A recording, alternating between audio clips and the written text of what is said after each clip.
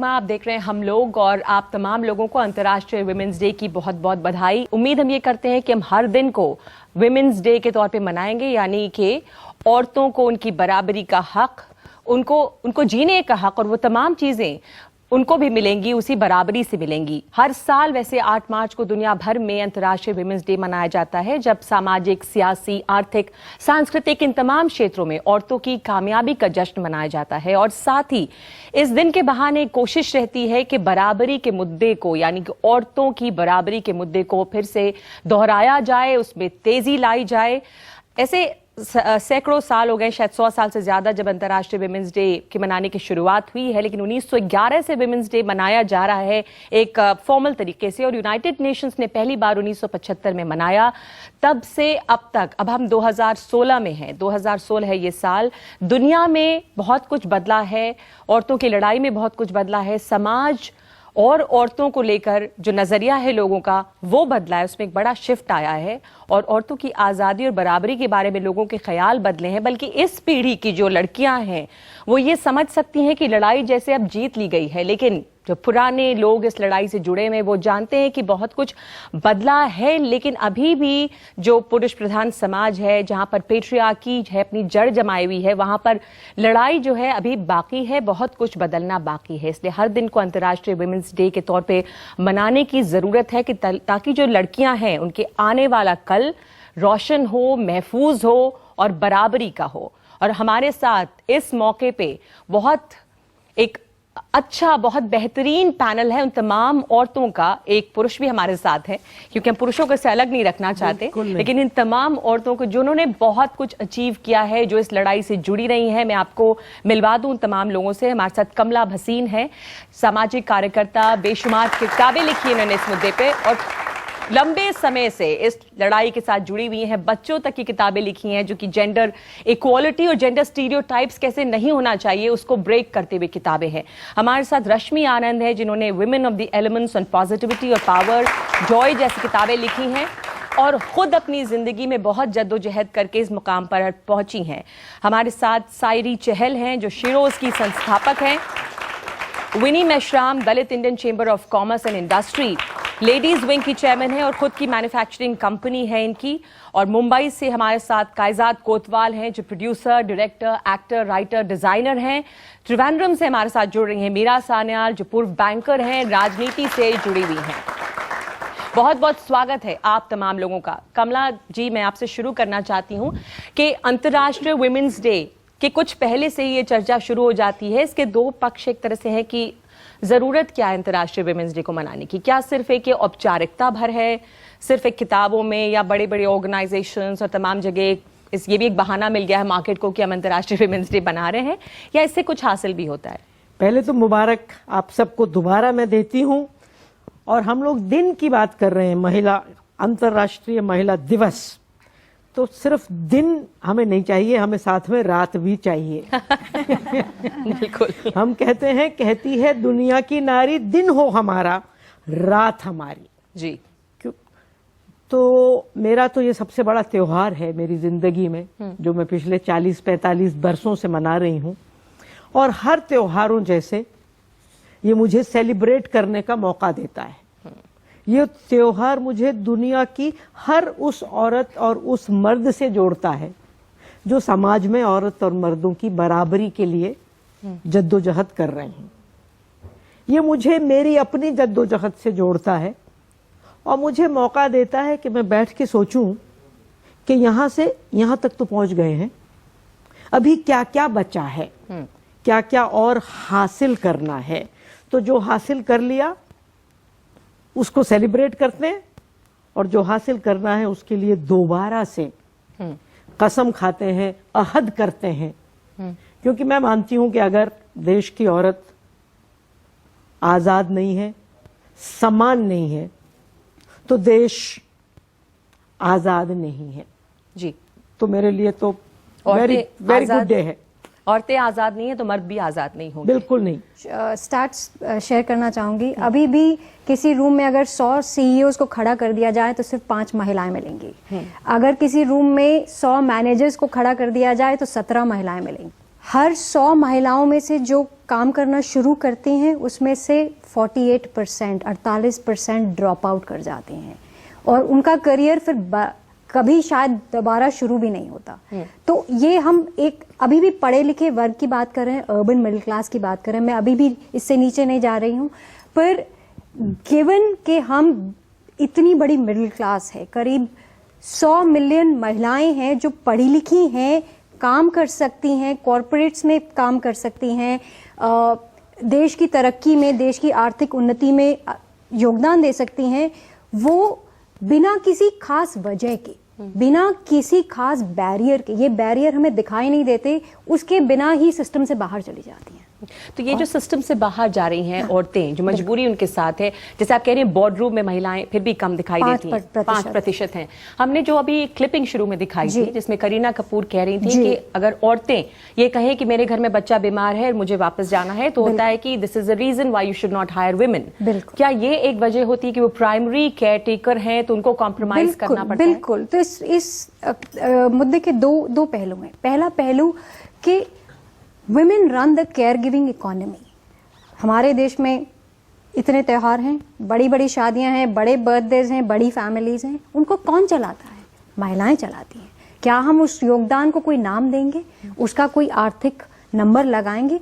नहीं भी लगाएंगे, काम तो वो कर रही हैं जी। दूसरी बात ये कि काम भी बदल रहा है। जो वर्क प्लेस हमारे दिमाग में है या जिसको लेकर हम बड़े हुए हैं, वो इंडस्ट्रियल वर्क प्लेस है, वो आज से 100-150 साल पहले बनाई गई थी। क्या हमें ये मौका है हम उस वर्क प्लेस का डेफिनेशन बदल दें? सबके हाथ में इंटरनेट है, हम टेक्नोलॉजी ड्रिवन सोसाइटी हैं, हमें ग्लोबल विलेज की बात करते हैं।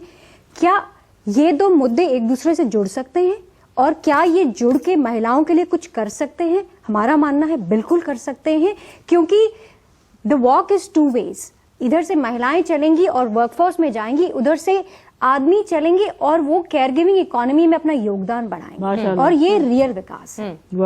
केयर गिविंग इकोनॉमी वो योगदान बनाएंगे, उसके लिए वो समाज की सोच बदलना भी जरूरी है। जैसा हमने अभी देखा था कमला जी कि अगर और कोई मर्द जो है कह रहा है कि वो हाउसकीपर है या उसको अपने घर जाना है, बच्चा बीमार है, तो सोसाइटी लेबल करती है कि बीवी का गुलाम है, या सोसाइटी लेबल करती या कहती है ओ कितना अच्छा आदमी है, ये बच्चे का भी ध्यान रखता है।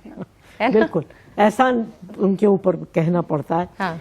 औरतें काफी बदलनी हैं, अब थोड़ा मर्दों को बदलने की जरूरत है। ये जो बोर्ड रूम की बात है विनी, आप chamber of commerce and industry, इस तरह की जगह में जो कि जहां अगेन पुरुष ही पुरुष ज्यादा होंगे, उसमें आप एक महिला हैं। आप ये जो आंकड़े दिए अभी सायरी ने, वो एक सच्चाई है, तो आप इस पे क्या कहेंगी? मैं Dalit Indian chamber of commerce industry में मैं विजन के साथ गई थी, और मुझे मेरा एक विजन है कि जैसे मैं ऊपर जा रही हूँ तो वैसे मैं कितने तो भी महिलाओं को ऊपर अपने साथ में, और एक जो इक्वालिटी होती है वो होनी चाहिए। एक्चुअली मैं आउट ऑफ कंट्री 16 इयर्स थी, तो वहाँ ऐसा था कि बच्चों को देखना और हस्बैंड को टाटा बाय करना, यही मेरी जिंदगी थी। हाँ, आओ उनका इंतजार करना, जाते जाओ, ऐसा ये मेरा एक लाइफ स्टाइल बन गया था, बच्चों का भी ये करना।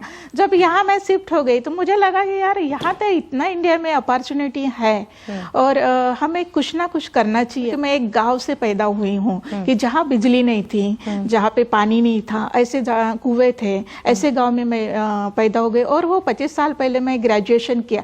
मेरे पिताजी का एक ही विजन था तब कि आप ग्रेजुएशन करोगी तो आपको अच्छा पति मिलेगा, और वो सही बात हो गई। मुझे साइंटिस्ट हस्बैंड मिले, हस्बैंड का अच्छा सपोर्ट रहा। फिर यहाँ आने के बाद मैं वही अपॉर्चुनिटी ढूंढ रही थी कि हम लोग कुछ तो भी बिजनेस करें, बिजनेस में जाए, क्योंकि और एक बात देखा था कि बिजनेस करे तो फिर हम लोगों को घर का भी देखो और बाहर का भी देखो, व्यवहारिक देखो, रिश्तेदारी देखो। आज भी हमारे साथ वही होता है, लेकिन मैंने वो चेंज करने की बहुत कोशिश की है। मेरे घर में अभी पूरा चेंज हो गया है कि मेरे हस्बैंड मेरे को पूरा सपोर्ट करते हैं। मीरा सान्याल के पास मैं जाना चाहती हूँ। बोर्ड रूम और कॉर्पोरेट वर्ल्ड की बात हो रही है। मीरा जी, आप बैंकर रही हैं इस फील्ड में, अभी भी किसी भी आप इस तरह की जगह में जाइए तो औरतों का जो प्रतिनिधित्व है वो अभी भी बहुत कम है। सायरी हमें आंकड़े भी दे रही थी। आप बताएंगी जरा अपने तजुर्बे से कि क्या उसमें आपको बदलाव लगता है, क्या कुछ होने की इसमें जरूरत है? जब मैं बैंक में थी, हमारे यहाँ लगभग 14,000 एम्प्लॉयज थे, उनमें से 50% महिलाएं थी।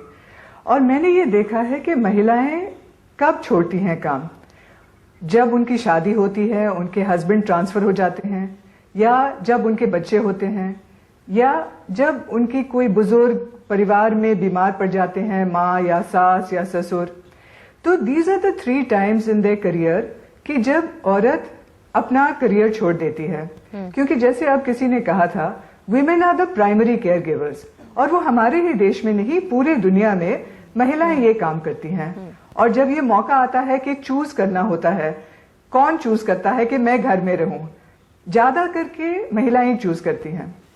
तो हमारा ये कर्तव्य बनता है कि हम इस बात का मतलब सोल्यूशन ढूंढें। और मुझे ये लग रहा है कि जब अगर कॉर्पोरेट, कोई भी कॉर्पोरेट हो, अगर आप सीरियस हैं, आप टैलेंट मैनेजमेंट का भी हम बहुत बात करते हैं कि टैलेंट मैनेजमेंट होनी चाहिए, तो women are half the talent and they are very talented. मेरा ये तजुर्बा है कि जो महिलाएं आपके पास काम करेंगी वो बहुत मेहनती हैं, और अगर आप स्टेटिस्टिकली देखें, they are also more loyal to the company.